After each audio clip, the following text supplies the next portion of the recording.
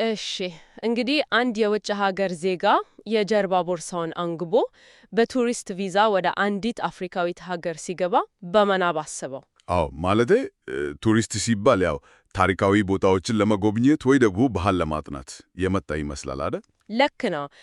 ግን ከጥቂት ሳምንታት በኋላ የቱሪስት ምንም አይነት የጉብኝት ማዕከል አካባቢ አይገኝም። ከዚህ ይልቅ ጫካ ውስጥ ገብቶ በሚሊዮን የሚቆጠር ዶላር የሚያወጡ ከባድ የማዕድን ማውጫ ማሽኖችን አሰማርቶ እናየዋለን። በተለይ ለዘመናዊ ቴክኖሎጂ እጅግ ተፈላጊ የሆነውን የሊቲየም ማዕድን ሲቆፍር ማግኘት የተለመደ ሆነዋል። በጣም እና ይሄ ድርጊት በዝምታና በድብቅ የሚካሄድ ዘመናዊ የአፍሪካ የተፈጥሮ ሀብት ቅርመት ነው። ከዚህም የባሰው አስደንጋጭ እውነታ ደግሞ ምን መሰለሽ?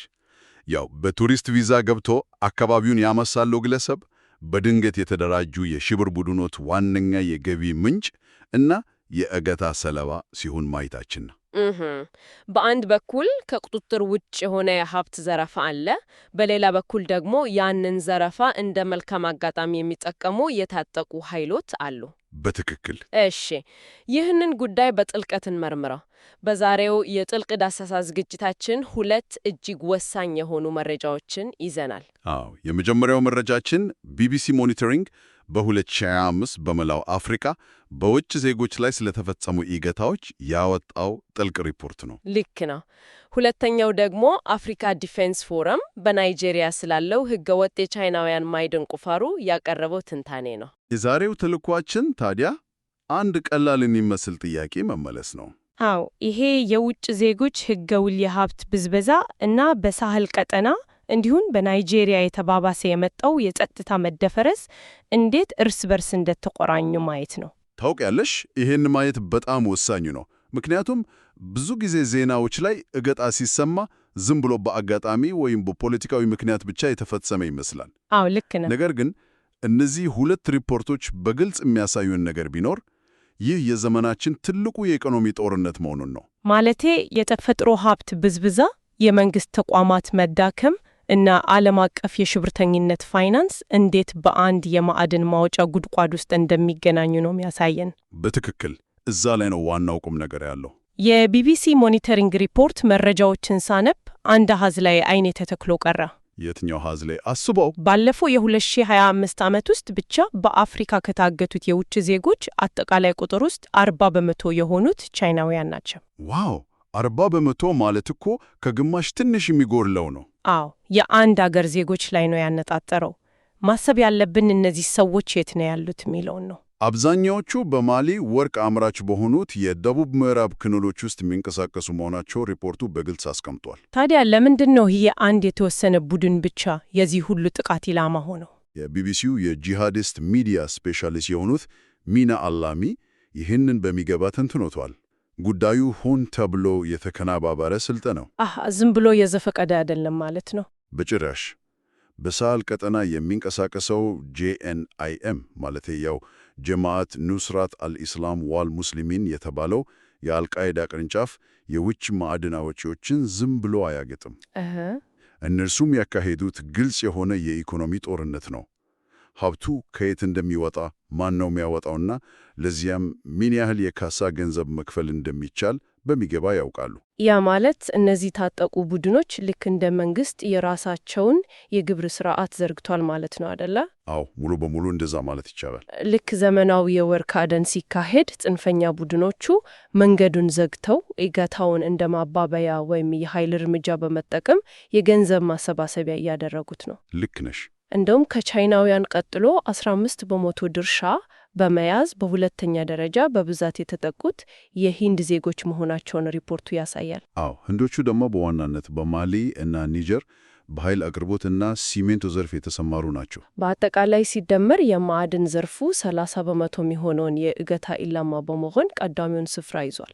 ይሄ በጣም የሚያስደነግጥ ነው። እዚህ ላይ አትኩሮት የሚስበው ጉዳይ የጸጥታ መደፍረሱ ምን ያህል ስር እንደሰደደ ማየቱ ነው። በማሊ የተፈጠረውን አንድ አስገራሚ ክስተት ማንሳት እንችላለን። የትኛውን ክስተት? ማለቴ በህዳር ወር የተፈጸመው ነው። አዎ፣ በህዳር ወር ከተፈጸመው አንድ ከባድ የእገታ ክስተት በኋላ በማሊ ያለው የቻይና ኤምባሲ ምን እንዳደረገ ማየት በቂ ነው። ኤምባሲው ዜጎቹ ሕገወጥ የማዕድን ሥራዎቻቸውን ሙሉ በሙሉ ዘግተው አካባቢውን ለቀው እንዲወጡ አስቸኳይ ትዕዛዝ ነው ያስተላለፈው። እንዴ ቆይ፣ ይህን ነጥብ በደንብ አናብራራው።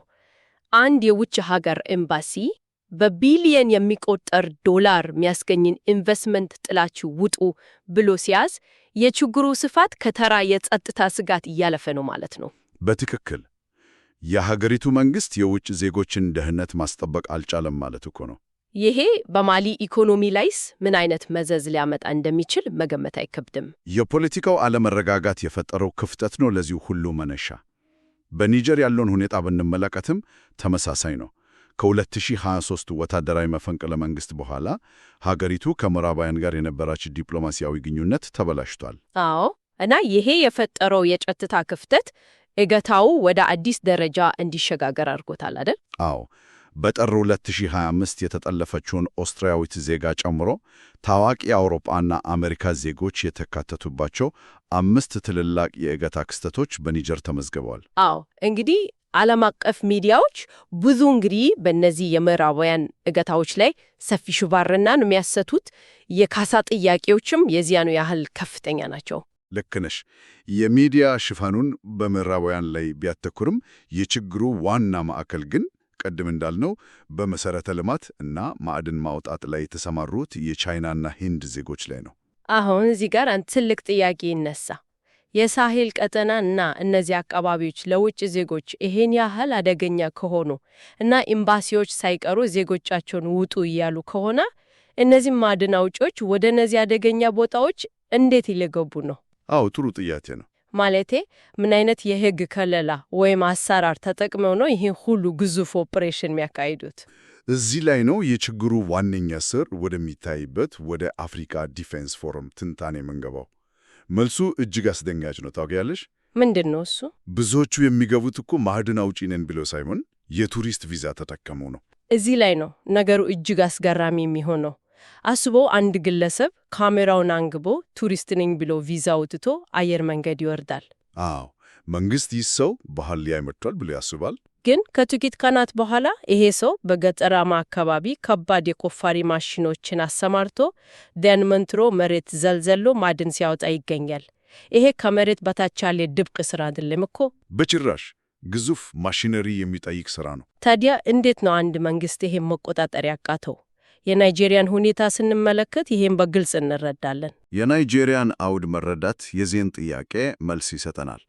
ናይጄሪያ ለረጅም ጊዜ 90% የሀገር ውስጥ ምርቷን ወይንም ጂዲፒን በነዳጅ ላይ ጥገኛ አድርጋ ቆይታለች። ነገር ግን ከ2022 ጀምሮ ዓለም አቀፉ የነዳጅ ገበያ ሲዋዠቅ እና ዓለም ወደ አረንጓዴ ኃይል ሲያዘነብል ናይጄሪያ በማዕድን ዘርፉ ላይ ትኩረት ማድረግ ጀመረች። አዎ ሀገሪቱ እንደ ሊቲየም፣ ቆርቆሮ፣ እርሳስ እና ሌሎች ለዘመናዊ ቴክኖሎጂ እጅግ አስፈላጊ የሆኑ ማዕድናት በሰፊው አላት። አዎ ባለሙያዎች እንደሚገምቱት ይህ የማዕድን ዘርፍ $700 ቢሊዮን የሚያወጣ ያልተነካ ሀብት አለው። $700 ቢሊዮን? ይሄ እኮ የበርካታ አፍሪካ ሀገራትን አጠቃላይ ኢኮኖሚ ከስር መሰረቱ ሊቀይር የሚችል ግዙፍ ሀብት ነው። በትክክል።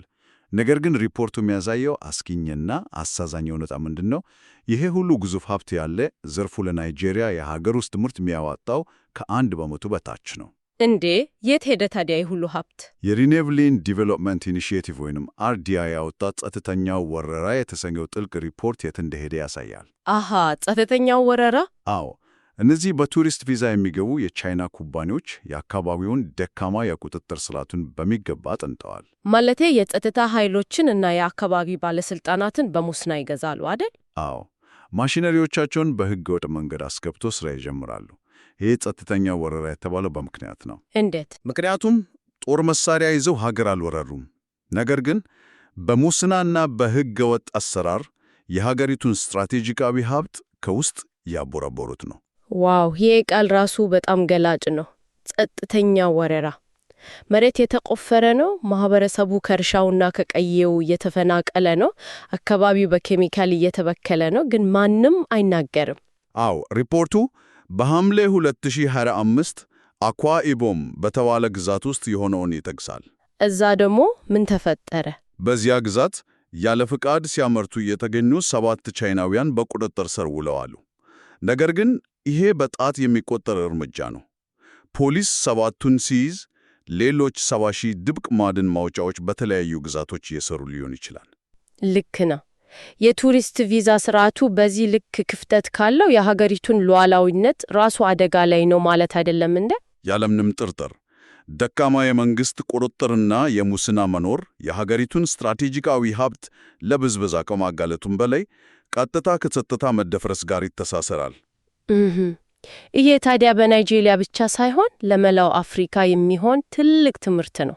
አዎ፣ ህገወጥ የማዕድን ቁፋሮ ኢኮኖሚያዊ ኪሳራ ብቻ አያመጣም፣ አካባቢን ያውድማል፣ ማህበረሰቡን ያስቆጣል፣ በመጨረሻም መንግስት በራሱ ግዛት ላይ ያለውን ተጽዕኖ እና ህጋዊ የበላይነት እንዲያጣ ያደርጋል። እንግዲህ የሁለቱ ምንጮቻችን አብይ ጉዳይ እዚህ ጋር ነው የሚገናኘው።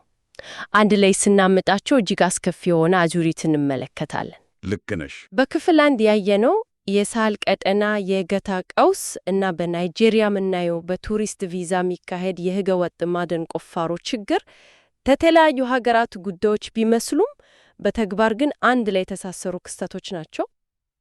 አዎ፣ ይህን ትስር እንዴት ልንረዳው እንችላለን ካልሽ፣ ኢናክት የተባለው በአፍሪካ ውስጥ ድንበር ተሻጋሪ የተደራጁ ወንጀሎች በጥልቀት የሚከታተለው ተቋም ተመራማሪዎች ይህን ቁርኝት በሚገባ አሳይቶታል። እንዴት ነው ያሳዩት? በናይጄሪያም ሆነ በሌሎች የሳህል አካባቢዎች ባለው ህገወጥ ማዕድን ቁፋሮ ውስጥ የተለያዩ የታጠቁ ቡድኖች ቀጥተኛ ተሳትፎ እያደረጉ ነው። ማለቴ ህገወጥ ማዕድን አውጪዎች ጥበቃ ይፈልጋሉ፣ የታጠቁ ቡድኖች ደግሞ ገንዘብ ይፈልጋሉ አይደለ? በትክክል። ስለዚህ ማዕድን አውጪዎቹ ለእነዚህ ቡድኖች ግብር ወይም ቀረጥ ይከፍላሉ። አንዳንዴም ቡድኖቹ ራሳቸው ማዕድኑን ይቆጣጠራሉ። ያ ማለት ቱሪስት ነን ብሎ የመጡት ህገወጥ ማዕድን አውጪዎች ወደ አካባቢው ይገባሉ። ከዛ በገዛ ፈቃዳቸው አሊያም ተገደው ለታጠቁ አሸባሪ ቡድኖች ማለቴ እንደ JNIM ላሉት በብዙ ሺህ የሚቆጠር ዶላር ይከፍላሉ። አዎ። ታዲያ ያ ገንዘብ ወደ ምን ይቀየራል? አሸባሪዎቹ የጦር መሳሪያ ለመግዛት ይጠቀሙበታል። ያ መሳሪያስ የት ይሄዳል? ተመልሶ በመላው የሳህል ቀጠና መንግስታትን ለማዳከም እና ተጨማሪ ሰዎችን ለማገት ያገለግላል። ምን አይነት አደገኛ አዙሪት ነው ባክ! እሱን ነው ምልሽ። እናም የዚህ አዙሪት ዋነኛ ሰለባ የሚሆነው ማን ነው ብለን ስንጠይቅ መልሱ በጣም የሚያሳዝን ነው። መጀመሪያ ላይ የጠቀስነው የአርዲአይ ሪፖርት እንደሚያስረዳው የሰው ልጅ መብት ጥሰቱ ከውጭ ዜጎች እገታ አልፎ የአካባቢውን ማህበረሰብ ክፉኛ ይጎዳው ነው። ዋው!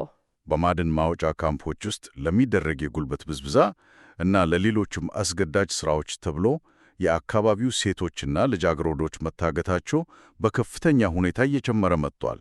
አዎ፣ ህገወጥ አሰራር ሲሰፍን በጣም ተጋላጭ የሆነው የህብረተሰብ ክፍል የመጀመሪያው ሰለባ መሆኑ አይቀርም። ታዲያ ይህን ማለቂያ የሌለው ጥፋት እንዴት ማስቆም ይቻላል ካልን የአርዲአይ ሪፖርት ይህን አዙሪት ለመስበር የሚያስችሉ ግልጽ የመፍትሄ ሐሳቦችን አስቀምጧል። ምንድናቸው መፍትሄዎች? አዎ፣ የመጀመሪያው እነዚህን ህገወጥ የውጭ ኩባንያዎችን በአግባቡና በማያዳግም ሁኔታ መቅጣት፣ እንዲሁም ያወጡትን ማዕድንም ሆነ የተጠቀሙበትን ማሽነሪ ሙሉ በሙሉ ማውረስ ነው። ልክ ነው። ሁለተኛው መፍትሄ በጣም ግልጽና መሰረታዊ የሆነው ነው። እሱም የቱሪስት ቪዛ አሰጣጥንና ቁጥጥሩን ማጥበቅ። አዎ፣ የኢሚግሬሽን ሰራተኞች እና የጸጥታ አካላት በሙስና ካልተዘፈቁ በስተቀር ቱሪስት ማዕድን ማውጫ ውስጥ ሊገኝ አይችልም። በትክክል። ሶስተኛው ደግሞ ኔስሪያ የተባለውን የናይጄሪያ ብሔራዊ የአካባቢ ጥበቃና ቁጥጥር ኤጀንሲን ማጠናከር ነው። ይሄ ተቋም ህጋዊ አቅም አግኝቶ እነዚህ አካላት ላደረሱት ከባድ የአካባቢ ውድመት ተጠያቂ ማድረግ አለበት። ይህን ጉዳይ ከሰፋው ዓለም አቀፋዊ አውድ ጋር ስናስተሳስረው የሚታየን አንድ ትልቅ ሐቅ አለ። የተፈጥሮ ሀብት ብዝበዛ፣ የሽብርተኝነት፣ የእገታ እና የትጥቅ ትግል ዋነኛ የፋይናንስ ሞተር እየሆነ መጥቷል። ደካማ የቁጥጥር ስርዓት፣ የተንሰራፋ ሙስና እና ቸልተኝነት ያለበት ሀገር ሀብቱን በነፃ መዝረፉ ሳያንሰው ለራሱ ህልውና እና ለመላው ቀጠናው ደህንነት አስጊ የሆኑ አሸባሪ ቡድኖችን ሳያውቀው ወይም እያወቀ በግደለሽነት እያስታጠቀ ይገኛል ማለት ነው። መዘዙ ከባድ ነው። መንግስታት ጠንካራ የህግ የበላይነት ካላረጋገጡ ይሄ በቢሊየን የሚገወት የማዕድን ዘርፍ ሀገርን ወደ ብልጽግና ከማምጣት ይልቅ ሀገርን ወደ ማፍረስ አቅጣጫ በፍጥነት የገፋት ነው። በትክክል። ታዲያ የዚህ ሁሉ ትርጉም ምንድን ነው? የዛሬውን ጥልቅ ዳሰሳ ስናጠቃልለው አድማጭ ሊገነዘበው የሚገባ አንድ ትልቅ ምስል አለ። ምንድነው እሱ? በአንድ በኩል ቁጥጥር የለሽ የሆነ የውጭ ዜጎች የሀብት ፍለጋ እና ብዝበዛ አለ። በሌላ በኩል ደግሞ የሀገራቱ እጅግ ደካማ የሆነ የመንግስት አሰራር፣ የቱሪስት ቪዛን የመሳሰሉ ክፍተቶች እና ሙስና አለ። ልክ ነሽ። እነዚህ ሁለት ሁኔታዎች ሲገጣጠሙ አፍሪካን የኢኮኖሚክ ብዝበዛ እና የሽብርተኝነት ሰለባ እያደረጓት ይገኛሉ። ህገወጥ ማዕድን አውጪዎቹ ራሳቸው ለጂኤንአይኤም እነ መሰል ቡድኖች እገታ ሲጋለጡ፣ አካሄዳቸው ደግሞ ቀጠናውን የሚያጠራምሱትን የእነዚህን ቡድኖች በገንዘብ እያስታጠቀና እያደለበ ይገኛል። ይህ ደግሞ ሁላችንንም ወደሚያሳስብ አንድ ወሳኝ ጥያቄ ያመጣናል። እሱ ምንድን ነው? አሁን ላይ ዓለማችንን ብንመለከት የአየር ንብረት ለውጥን ለመቋቋም ወደ አረንጓዴ ኃይል የተፋጠነ ሽግግር እያደረገች ነው። አዎ፣ የኤሌክትሪክ መኪኖች ምናምን በዝተዋል። ልክ ነሽ። ለኤሌክትሪክ መኪና ባትሪዎች፣ ለስማርት ስልኮች እና ለተለያዩ ዘመናዊ ቴክኖሎጂዎች እንደ ሊቲየም ያሉ ማዕድናት ፍላጎት ከመቼውም ጊዜ በላይ በከፍተኛ ደረጃ እየጨመረ ነው። አዎ፣ በጣም። ታዲያ አንድ ሰው እንዲህ ብሎ ሊያስብ ይችላል። የዚህ ዘመናዊ ቴክኖሎጂ እና የአረንጓዴ ኃይል ሽግግር ትክክለኛው ዋጋ ወይንም የተደበቀው ዋጋ ምንድን ነው ብሎ መጠየቅ አለበት። ዋው፣ ጥሩ ጥያቄ ነው። ያው ዋጋ በእነዚህ አፍሪካ ሀገራት ውስጥ የሚፈጠረው ማለቂያ የሌለው የጸጥታ መደፍረስ፣ የአካባቢ መበከል፣ የሴቶች መታገት እና የሽብርተኝነት አዙሪት ሆኖ ይቀጥል ይሆን የሚለው ነው። እጅግ አስገራሚ ጥያቄ ነው። ንጹህ አየር እና ዘመናዊ ቴክኖሎጂ በምዕራቡ ዓለም እና በበለጸጉ ሀገራት ስንጠቀም መነሻው ግን ደም አፋሳሽ ከሆነው ከሳህል እና ከናይጄሪያ ህገወጥ ማዕድን ማውጫዎች ሊሆን ይችላል። አዎ፣ ይህ አዙሪት የሚሰብረውን ጠንካራ ተቋማዊ አሰራር ሲፈጠር ብቻ ነው። በትክክል አብራርተዋል። የችግሩን ውስብስብና ስር የሰደደ ባህሪ መረዳት ለመፍትሄው የመጀመሪያው እርምጃ ነው። የዛሬዎች መረጃዎቻችንን የሚያሳዩንም ይሄንን መራራ እውነታ ነው። ልክ ነሽ። የዛሬውን የጥልቅ ዳሰሳ ዝግጅታችንን በዚህ ያጠናከንን። ዛሬ መጋቢት 20 ቀን 2018 ዓ.ም ወይንም ማርች 29 2026 ነው። ጥናታችሁ እና ፕሮጀክቶቻችሁ ግብዓት የሚሆኑ ልዩ ሪፖርቶችና ሰነዶችን በአዲሱ ድረገጻችን በwww.samail.inc ላይ ማግኘት ትችላላችሁ። በተጨማሪም ዝግጅቶቻችንን በስፖቲፋይ፣ በአፕል ፖድካስት፣ በአማዞን ሚውዚክ፣ በካስትሮ፣ በፖድቢን እና በኦዲብል ላይ ማዳመጥ እንደምትችሉ እናስታውሳለን። ይህን አሳሳቢና ውስብስብ ጉዳይ አብራችሁን ስለመራመራችሁ እናመሰግናለን። አዎ፣ በጣም እናመሰግናለን። ቸርን ሰንብት።